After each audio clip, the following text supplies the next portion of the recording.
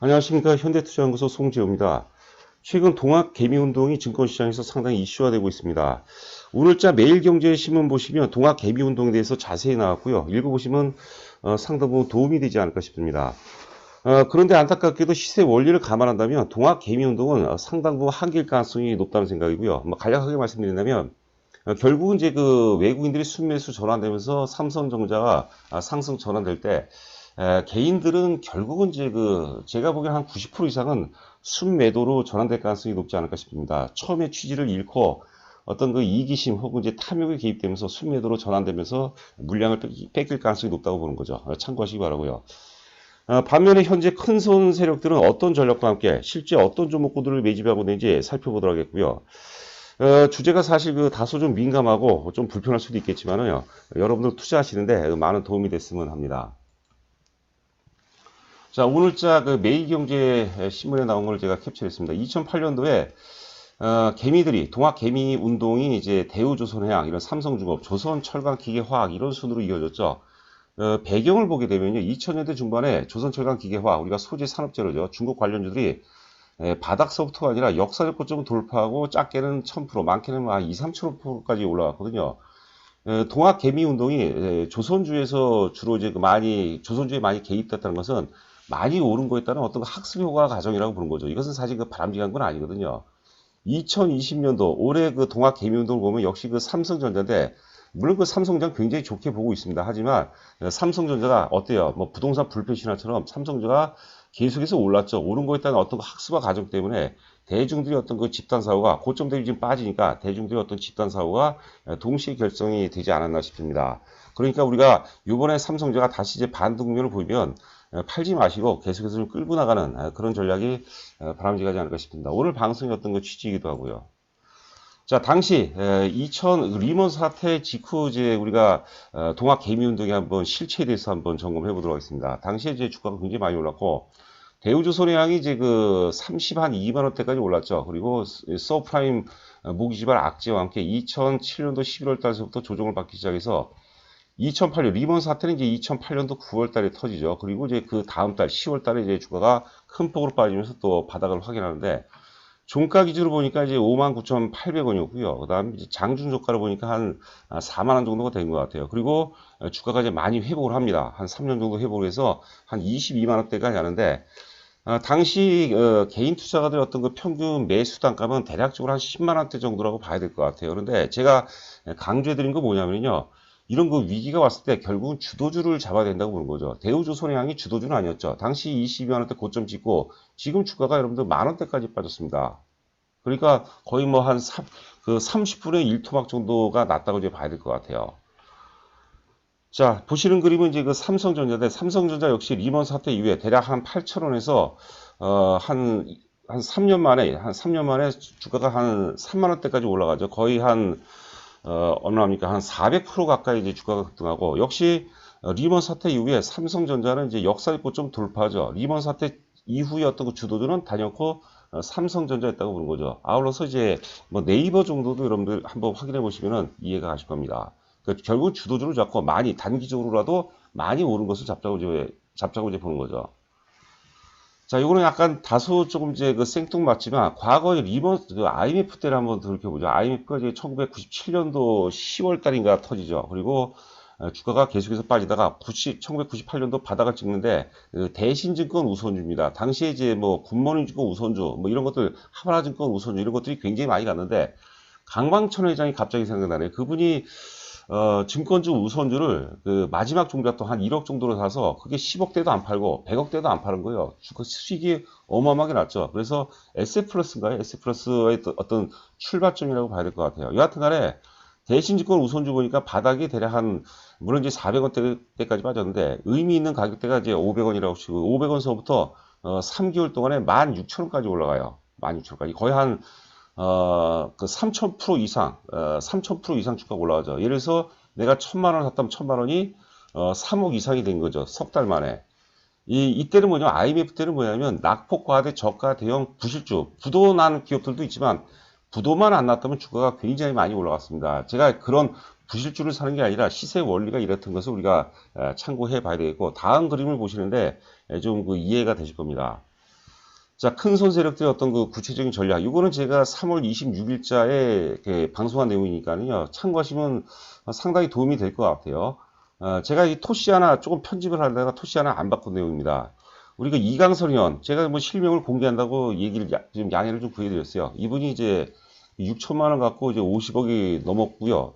우리가 이제 예전에 지금은 이제 그 강연을 못 하는데 저희가 이제 강연이 전문 회사입니다. 그래서 뭐 일반적으로 이제 그 청담동 리베로트에서 강의하는데 강의에 많이 참석하세요. 그러니까 나중에 이제 그 강의하게 되면 오시게 되면 부탁하시면 제가 또 인사를 시켜드릴 수 있는 거죠. 당시 그 3월 26일 날 이제 우리가 통화한 내용이고요. 낙폭과대 경기 민감주는 상당히 매력적인 구간이라고 하고요. 그 다음에 삼성전자 같은 경우는 당분간에는 재미가 없다는 거죠. 그리고 실제 그 이강선 의원 같은 경우는 이제 바닷권 바이오 종목을 집중적으로 매집한다고 그러는데 확인해 보니까 이제 그 알테오젠을 많이 샀고 알테오젠은 바닷권 바이오는 아니고 신고가 바이오로 봐야 되겠고요. 그 바이오 톡스텍 같은 경우는 이제 많이 산 것 같아요. 바닷권에서. 공통적으로 느끼는 것은 3월 19일이 결정적인 바닥이라는 것을 다 공감을 한 것 같아요. 민 선생님은 이제 뭐 연세도 있으시고 잘 모르겠다고 하시는데요. 여하튼간에 한국전력에 대해서는 상당히 공감을 하고요. 이분이 그 예전에 닉네임이 민전자라는 분입니다. 좀 주식을 오래 하신 분들은 알 거예요. 예전에 그 증권 유관기관에 근무하셨고 SK텔레콤으로 수익이 굉장히 많았죠. 이분이 1,000억 이상을 한때 하셨던 분이죠. 연세도 있고 하니까 주식 비중이 좀 많지 않은 것 같고 한국전력에 대해서는 굉장히 공감하시는 것 같아요. 정서진 같은 경우도 이제 한 100억대 이상 하시는 건데 여전히 좀 그 뭐라 할까 약간 그 불확실성에 좀 대비를 해야 되지 않나 얘기하고요. 그 삼성 엔지니어링은 굉장히 좋다. 저희가 이제 삼성 엔지니어링을 제가 제시를 하드니까 삼성 엔지니어링은 좀 사보겠다고 이제 사기 시작한 것 같습니다. 그 수익률로 따지면 아무래도 이제 이강선 의원께서 수익이 좀 제일 많이 나는 것 같아요. 그리고 뭐 삼성 엔지니어링 혹은 이제 한국전력 이런 것들을 우리가 뭐 1, 2개월 보는 게 아니죠. 최소한 2, 3년 정도 놓고 본다면 부동산이라고 생각하고 하시면 거의 제가 뭐 이기는 게임이 될 수 있지 않을까 생각이 됩니다. 자, 큰 손들 매집주 점검. 여하튼간에 그 3월 19일 이후 큰 손들의 동향을 보면 3월 19일이 이제 최악의 시점이었죠. 우리나라 증시뿐만 아니라 전 세계 증시가 다 절대 바닥을 확인했어요. 이거 역시도 이제 3월 26일자 방송을 관심 있는 분들은 한번 참고해 보시면 될 것 같습니다. 여하튼간에 그 3월 19일 절대 바닥에 대한 공감대는 다 형성되어 있는 것 같고요. 세력들이 같은 그 80% 이상은 낙폭 과대한 주.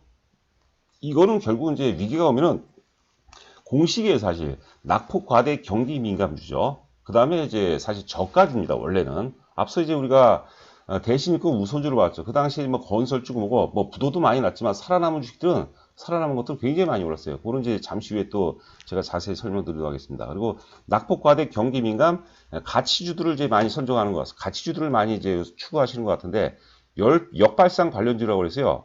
우리가 그, 예서 그 제주항공을 제가 말씀드리고 있고, 그 다음에 두산인프라. 두산인프라는 지금 재무적 리스크가 있죠. 그런데 정부의 어떤 그 양적 완화 정책과 함께 채권을 다, 돌아오는 그 만기하는 채권들을 다 정부가 사주겠다고 하니까 나름대로 신뢰를 갖고 주가가 상당 부분 저점 대비해서 많이 오른 것 같아요. 자, 그리고 이제 우리 이강성 의원 같은 경우는 3월 19일 직후서부터 특히 이제 바닷권 바이오주를 많이 갖고 있고요. 상대적으로 또 바닷권 바이오를 많이 갖고 있고, 알테오젠도 제법 좀 많이 샀다는 얘기를 들었습니다. 일주일이면 거의 한 3번 정도 이상은 통화를 해요. 서로 이제 또 정보, 또 종목도 많이 또 나누기도 하죠. 저하고는 이제 시세적 동지라는 제가 표현을 쓰는데요. 굉장히 또 순수하십니다, 여러분들. 자, 큰 손들의 주요 매집주들 한번 점검해 보도록 하겠습니다. 낙폭 과대 가치주 차원에서 이제 그 삼성 엔지니어링, 한국전력, 자동차, 대한항공을 또 좋게 보시는 분들도 계시고, 그리고 이제 두 종목만 한번 보도록 하겠고요. 비범한 조건, 역발상적인 거죠. 두산 인프라코아, 현대상선도 현대상선 같은 경우는 사실 부채 비율이 한 500%가 넘거든요. 재무적 리스크가 있어요. 여하튼 간에 좀 그런 것들은 좀 지양을 하고, 두산 인프라코아 얼마 전에 우리가 그 신문에서 나왔지만 여하튼 간에 정부에서 만기가 돌아오는 채권들을 정부에서 사주겠다 그런 얘기가 있었죠. 제주항공, 이거는 대단한 역발상이죠. 그런 것들도 뭐 산다 안 산다를 떠나서 한번 관심 있게 지켜보시기 바랍니다. 바이오에서는 우리 그 이강선 의원께서 얘기하는 뭐 알테오젠, 그리고 바이오톡스테 이렇게 간략하게 살펴보도록 하겠습니다. 자, 한국전력입니다. 한국전력 그 최근 보고서를 보니까 지금 아래에 있는 보고서는 이제 최근자 보고서고요. 요거는 이제 한 4, 5일 정도 된 것 같아요. 유가가 배럴당 $1 하락하게 되면 그 한국전력은 사실 유가에 굉장히 민감하죠. 그래서 1달러 하락할 때, 지난번 보고서 보니까 1달러 하락이 되면 영업이익 한 740억 정도 개선 효과가 있다고 그러는데, 이 보고서 보니까 1100억 정도가 영업이익이 어떤 개선된 효과가 있다고 그러죠. 그러니까 한국전력이 올해 같은 경우는 뭐 실적이 좋아질 수밖에 없죠. 작년에 그 적자폭이 굉장히 컸죠. 여하튼 간에 이제 과거 6만 3천 원대까지 올라갔는데 6만 3천 원에서도 뭐 짱짱했어요, 사실. 그런데 6만 3천 원서부터 장중 저가가 이제 그 1만 5천 원대까지 빠졌습니다. 4년간 매도위 과정 속에서 이제 과매도 과정으로 접어든 거죠. 과매도. 역버블이 발생, 버블이랑 이제 거품 아닙니까? 역버블이 이제 발생이 됐다고 보는 거죠. 이 PBR을 보시면 0.16배요. 2배가 안 됩니다. 그러니까 우리가 부동산 투자한다. 지금 이제 어제 종가 보니까 19,150원인데 내가 평당 19,150원에 산다 해놓고 한 2, 3년 정도 끌고 가면 뭐 결과적으로 뭐 좋은 결과로 이어질 수 있지 않을까 싶고요. 작년에 2019년도에 적자폭이 컸는데 올해는 이제 이익폭이 큽니다. 실적이 턴어라운드되고 실적 증가율은 다소 좀 둔화가 되니까 제가 보기에는 대략적으로 한 3만 5천에서 4만 원 정도까지는 무리 없이 갈 수 있지 않을까 이렇게 생각됩니다. 자, 한국전력 관심 있게 지켜보시기 바라고요. 그래서 삼성 엔지니어링인데 이제 엔지니어링은 이제 그 주력 분야가 사실 그 석유와 플랜트죠. 그래서 이제 유가에 굉장히 민감하고 이번에 주가에도 이제 많이 좀 빠진 것 같아요. 대략 한 거의 2만 원 부근에서 19,000원대 후반에서 6천, 7천원이 살짝 깨졌죠. 실적이 굉장히 좋았어요, 사실. 2018년도 2천억에서 이 작년에 이제 그 3,800억, 3,850억. 올해는 실적이 줄 수밖에 없겠죠. 그렇죠. 그리고 이제 그 내년도는 또 실적이 상당히 개선되고 2020년 이후도 이제 상당히 좋아진다고 보는데 이번 사태가 잘 마무리가 되면 제가 보기엔 단기에 투자가 굉장히 몰릴 가능성이 높다고 보는 거죠. 뭐 펀더멘탈도 좋고 또 뭐 삼성이라는 또 그런 브랜드 가치도 있고요. 지금 이게 그 기타 이제 퍼를 보니까 2020년도 올해 예상퍼가 이제 한 8.3배니까 상당히 이제 저평가됐다고 봐야 되고 PBR도 1.8배면은 저평가되고 EV 대비 이제 에비타도 이제 3.3배입니다. 보통 3.3배 아래는 굉장히 매력적이라고 보는 거죠. 기업 가치를 우리가 에비타로 이제 나누는 거죠. 에비타가 제 공식 생각이 안 나는데 뭐 법인세 빼고 못 빼고 해서의 어떤 영업이익이라고 이제 보는 거죠. 영업이익률이 뭐 17%니까 대단히 뭐 훌륭한 회사라고 봐야 되겠죠. 삼성 엔지니어링은 굉장히 좋습니다. 자, 두산인프라코아. 제가 이거는 제가 만든 게 아니라 예전에 제가 주식을 배울 때 선배들로부터 이제 배운 얘기입니다. 앞서 대신이고 우선주였죠. 500원짜리가 뭐 얼마 16,000원까지 올라갔어. 3개월 만에. 위기 왔을 때는 어떤 심정으로? 자살자의 심정으로 주식을 매수할 때 최고 수익이 가능하다 보는 거죠. 두산인프라코아, 현대상선도 여러분께서 한번, 여기 지금 아래 제가 잠깐 표시해놨네요. 이거는 두산인프라코아가 아니라 현대상선입니다. 이 보시면은 부채 비율이 작년 기준 556%예요. 그러면 금융비용 부담이 굉장히 높겠죠.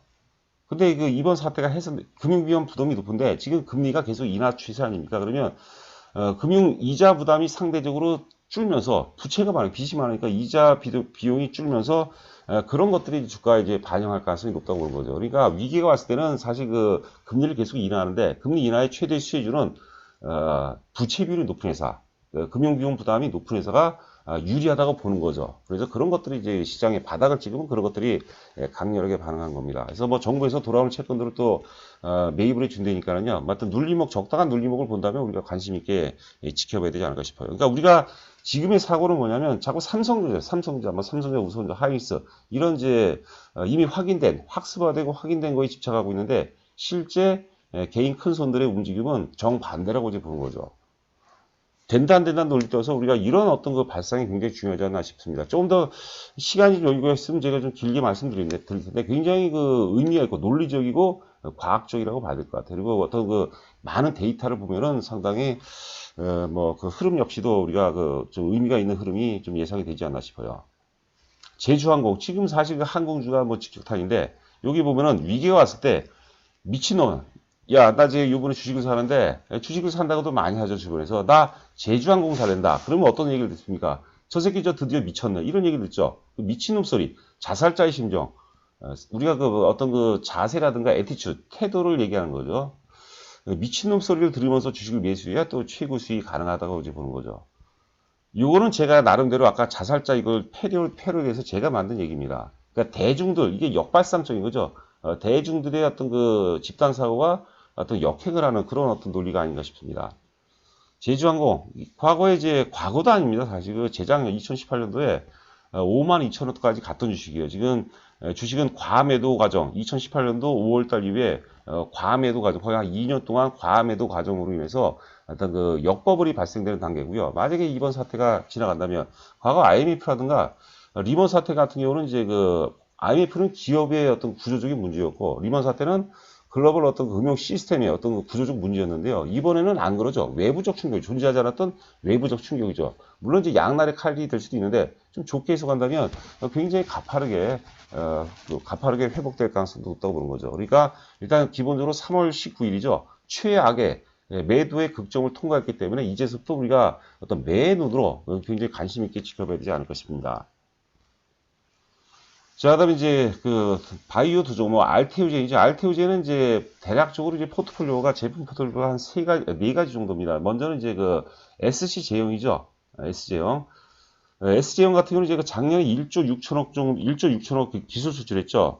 그 하이브로자임이라고 그러죠. 읽기가 좀 어려워요. 하이브로자임인데 이게 세계 1위 업체가 있어요. 그거는 세계 1위 업체가 이제 할로자임인데 할로자임 대비해서 안정성도 뛰어나고 생산 효율도 높다고 그래요. 그리고 뭐 면역 원성도 높다고 그러는데 여하튼 간에 기술력은 또 좋으면서 가격은 좀 싸요. 그러니까 이제 글로벌 경쟁이 있고, 두 번째는 이제 ADC 기술이라고 그래요. 항체 약물 결합체 플랫폼 기술이죠. 그 다음에 뭐 바이오 베타 플랫폼이 있고 또 바이오 시밀러도 하고 있어요. 그 제품 포트폴리오가 상당히 좋다고 보시면 될 것 같고요. 어제도 제가 그런 방송을 해드렸는데 이번에 신고가 바이오들이 있어요. 알테오젠 있고 LNC 바이오, 그다음 셀리버리 이런 종목이 있는데 이런 것들이 만약에 그 셋 중에서 누군가가 신고가를 역사적 고점을 강하게 돌파해주면 바이오 환경이 굉장히 많이 또 변화가 온다고 보는 거죠. 저희는 기본적으로 5월 20일 정도까지는 5월 20일까지는 시장에서 바이오가 시장을 지배할 가능성이 높다고 보는 거죠. 자, 그다음에 이제 아래 종목이 이제 그 바이오 톡스텍이죠. 바이오 톡스텍은 CRO 업체라고 그래요. 국내 1위 업체입니다, 여러분들. 이런 게 제가 어느 분이 그때 잡주라고 그랬는데 여러분 잡주 아니에요. 잡주처럼 우리가 매매를 하니까 잡주가 되는 거고요. 삼성전자도 샀다 팔았다 왔다 갔다 하면 그게 잡주가 되는 거예요. 우리가 목표한 바가 있죠. 제가 그 바이오톡스텍을 얘기할 때 저희 회원분들한테 길게 보내요. 내년까지 보내요. 내년까지. 그래서 우리가 6,000원에서 그게 뭐 12,000원 가든 혹은 이제 뭐 18,000원, 2만원 가든 3만원 가든 그렇게 한번 큰 그림을 한번 그려보자는 거죠. 6,000원대는 뭐 누가 뭐라고 해도 절대 바닥이라고 보는 거죠. 하여튼 그 CR 업체는 이제 비임상 대행회사입니다. 그래서 보통 이제 바이오 지역 회사들이 그 신약을 개발하기 위해서는 항상 동물 임상을 먼저 해야 되죠. 반드시 해야 되는 거죠. 그래서 그 신약 플랫폼 업체고, 최근에 어떤 이슈가 된 게 키트 관련해서 솔젠트, 그 다음에 뭐 치료제 관련해서 이뮨메드, 그 다음에 메디컬 IP, 이거는 이제 우리가 빅데이터 기반해서 어떤 그 병들을 찾아내는 거죠. 그 다음에 어제 그제죠. 혈장 치료제 관련해서 장중에 뭐 상한가까지 가고 했는데, 원래 그 상한가 가면은 좀 안 좋아요, 사실. 그런데 그게 아니라 우리가 화평법 관련해서 내년도 이제 화평법 관련해서 본격적으로 개화가 됩니다. 연간 1,000톤 이상 화학물질이 시장 규모가 가장 크다고 그러죠. 그게 이제 내년도서부터 이제 그 위해성 검사를 바이오 톡스텍 같은 CR 업체에다가 맡겨야 되기 때문에 내년도에 이제 그 화평법 관련해서 실적이 본격적으로 나온다고 보는 거죠. 그래서 우리가 단기적 매매하는 게 아니고요. 제가 바이오 톡스텍 네이버 토론방에 잠깐 들어가 봤는데 거기서 그 논리를 본다면 잡주예요, 잡주. 잡주. 그러니까 주식은 여러분들 언제 수익이 가장 많이 나면요. 지금은 별 볼 일 없으나 앞으로 위대한 기업으로 될 만한 기업들, 그런 것들을 찾아내는 작업이 아닌가 싶습니다. 그 체험 VIP 관련해서는 자세하게 이제 써놨고요. 읽어보시고요. 관심 있는 분들은 일단 저희가 정회원 되기 전에 3개월 동안 100만 원이죠. 100만 원에 3개월이면 또 뭐 나름대로 저렴한 비용이라고 생각하고요. 저희가 또 이제 바이오 종목을 또 굉장히 준비한 종목이 있어요. 뭐 리스크는 상당히 적으면서 기대 수익을 높일 만한 종목이 있거든요. 제가 또 직접 상승 논리라든가 이제 목표가 전략에 대해서 좀 말씀드립니다. 관심 있는 분들은 많은 연락 바랍니다. 자, 오늘 하루도 건승하시기 바라고요. 저는 또 오후 방송에서 여러분들 찾아뵙도록 하겠습니다. 감사합니다.